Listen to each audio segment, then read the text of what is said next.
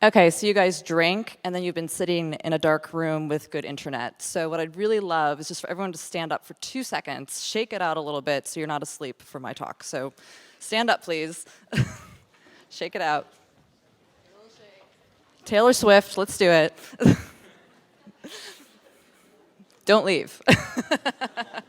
Okay, thank you.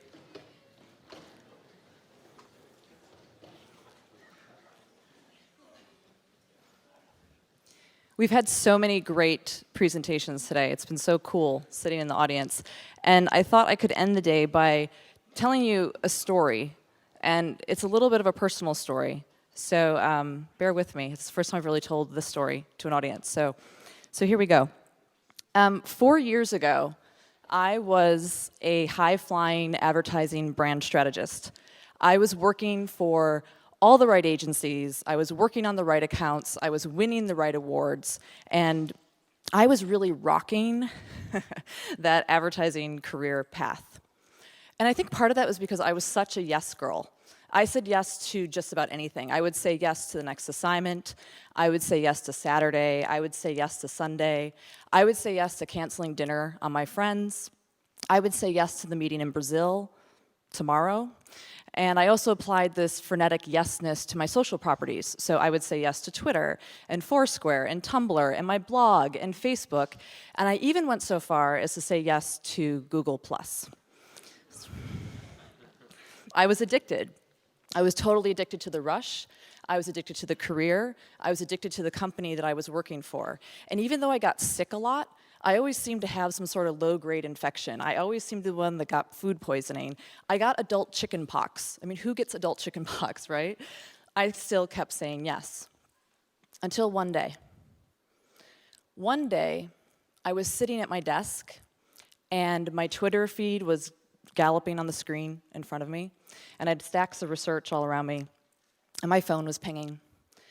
And the universe smacked me. I kid you not. This voice came into my head. It was an impulse. And it said, buy a truck and drive around America. And seriously, it was bam, just like that. Buy a truck and drive around America. And an impulse was so strong that I couldn't ignore it. So without really knowing what I was doing, I quit my job. And I walked away from the big account. And I said goodbye to all my friends. And I packed up my apartment. And I put a couple of clothes in a duffel bag.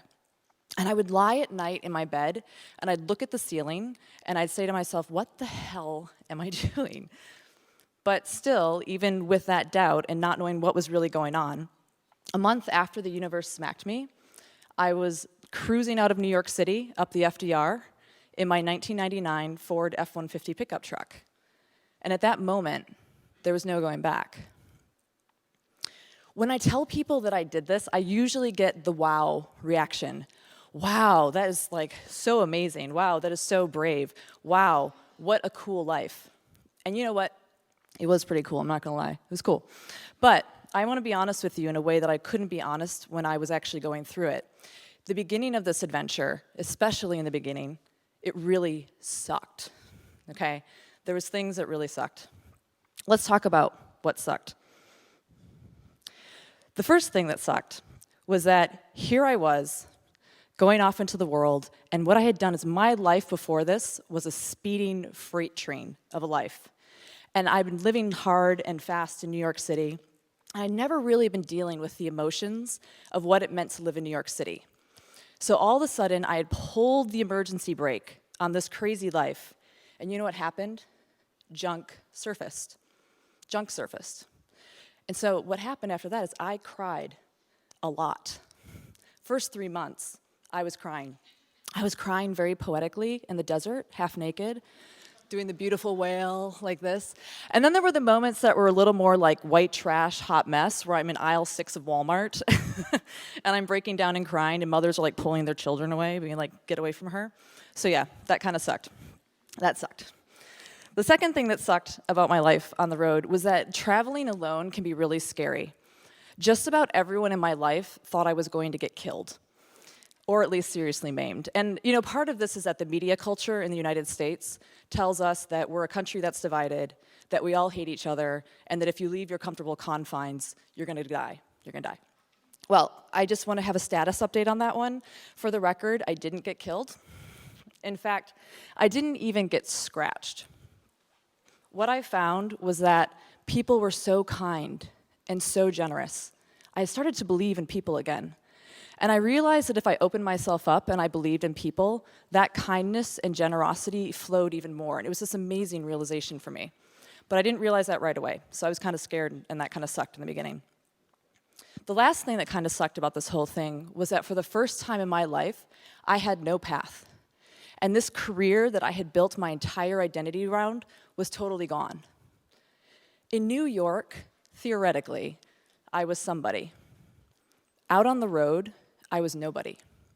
And I would sit there and I would watch my social media streams and I would see all my friends like rocking it at life, like just doing amazing things.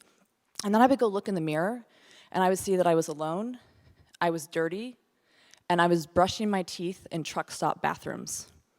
And that was hard. And it took me a while to realize that being nobody is actually a huge gift. And that I was really lucky to go through this point in my life where I could break it all down and rebuild it again. But in the beginning, that really sucked. So yeah, it sucked, but in the end, it was really cool.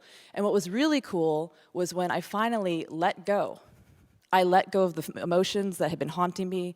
I let go of my fears. I let go of my own ideas of myself. And as soon as I did that, it was magical. Okay, I can keep going. I don't need the slides. Let's see, should we keep going? It was totally magical. And what was really magic about what happened is that out there on the road, I found truth. And I don't think I'd ever really touched truth before in my life, and it changed me forever. So another thing that I realized I was really lucky was that I didn't waste my time investing in becoming a brand strategist, that after a while I realized that I really loved brand strategy. But something was stopping me from going back into the machines as they existed. Something was holding me back from taking the big job that I should have been taking.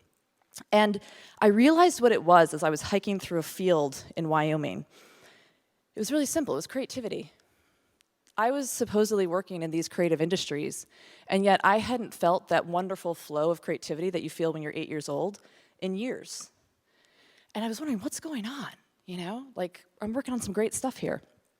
And so I started to research creativity, and I started to realize what creativity loves. Creativity loves space. It loves having room around it. It loves your mind having time to wander. Creativity loves a diversity of inputs, different people, different experiences, so things get knocked around in your head and the connections are remade in different ways.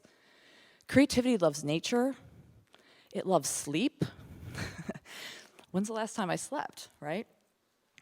So I realized all these things, and I take a look at my industry that I was in, an industry that is fueled by creativity, that survives by creativity. I mean, the only way that you can win in communications today is if you're super creative because of everything that's bombarding people when it comes to communications. And this is what I realized about my industry. People work 60+ hours a week in New York City in advertising, if not more. You take people and you stack them as much as possible. You try to give them as much work to get as much output out of a person as you possibly can. So there's no room. It's mostly white people. It's mostly led by men. And people don't sleep. They don't. And when they are awake, they're hyper-fixated and hyper-stimulated by these screens that keep pinging at them time after time. It is the exact wrong conditions for creativity. Now, we talk about in our industry how we have a structural problem. A lot of agencies, the way they were built for 20th century companies. We're now in the digital age. What do? Oh my God, we have a structural problem. But I want to take it one step further. I think these agency machines cause people pain. I think we're expecting people to create the wondrous in the absolutely wrong conditions. And yet we think we're going to survive. And the whole thing is just borderline insanity.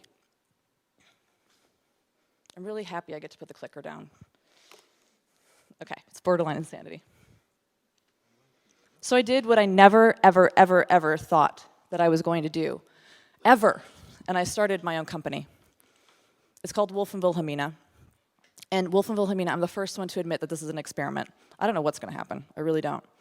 But what I do know is that we have a core question at our experiment, and that is, can we do the work we love without killing ourselves? That's literally the core question of the company.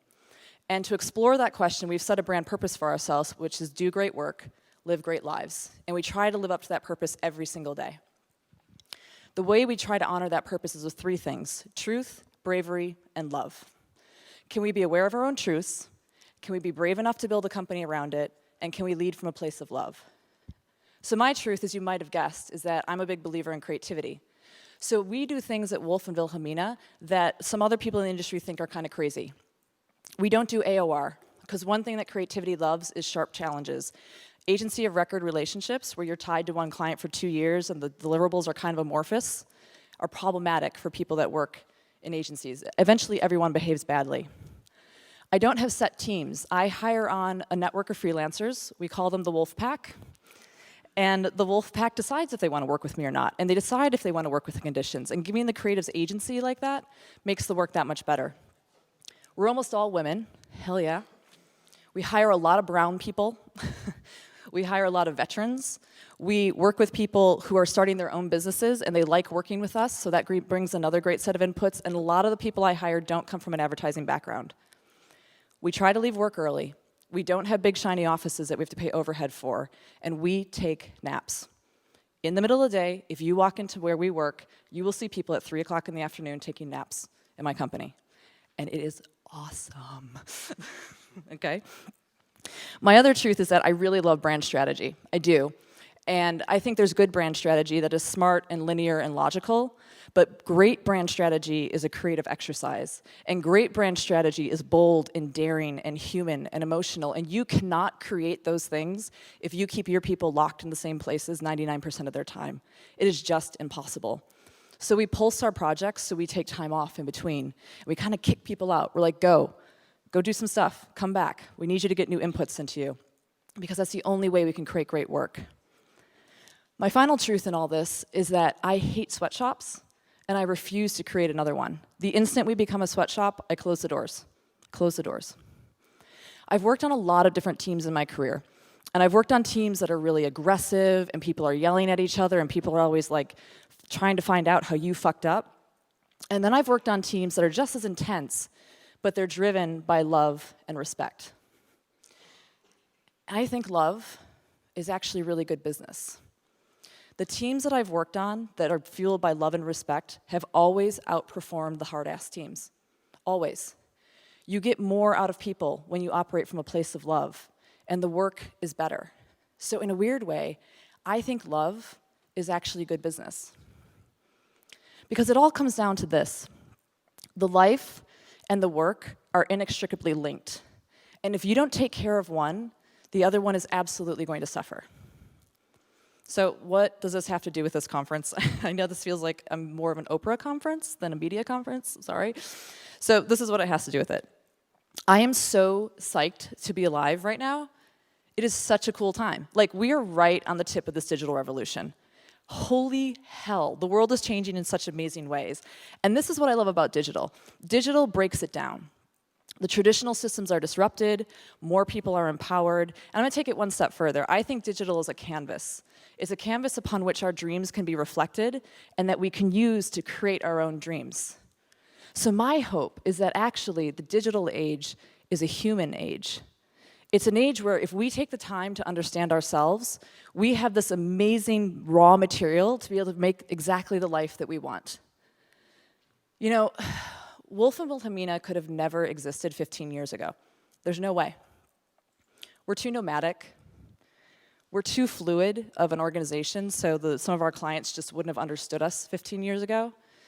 And the people that come work for me, 40 years ago, they would have been stuck behind a desk, they would have been miserable, self-medicating, drunk housewives, or they would have been the type of people that said, I'm out, I'm gonna go live in the mountains because I can't handle this anymore. The really cool thing about today's age is that not only can those people find their place in society, but we can find one another. And then we can create awesome things together just by finding each other. Is my company perfect? No, it's not. And I don't expect that it ever will be. but I know that we'll always try. And again, the instant we stop trying, we got to close the doors. It's not worth it if you're not trying. So the funny thing about this is when you start a company, people always tell you you're nuts. That's what they tell you. And you kind of are for starting a company. And if anyone's really honest with you, they'll say they never really knew how to turn out. And so one of the most surprising things that I experienced about a couple weeks ago when I was going through our work is that my team and I, the Wolf Pack, we're doing the best work I've ever done in my career. And I honestly can't say that I expected that to happen, because I didn't know what we were doing. I just knew that we were trying to do something that felt good. And I didn't know if business and feeling good could tie together. But so far, it is. So if there were 3 things that I do not want you to take out of our time together, it is this: ditch your life, go live out of a truck, start your own company. But there are 3 things that I hope you might consider. If the universe smacks you, listen. If you find your truth, be brave about it. And finally, believe in love. Thank you.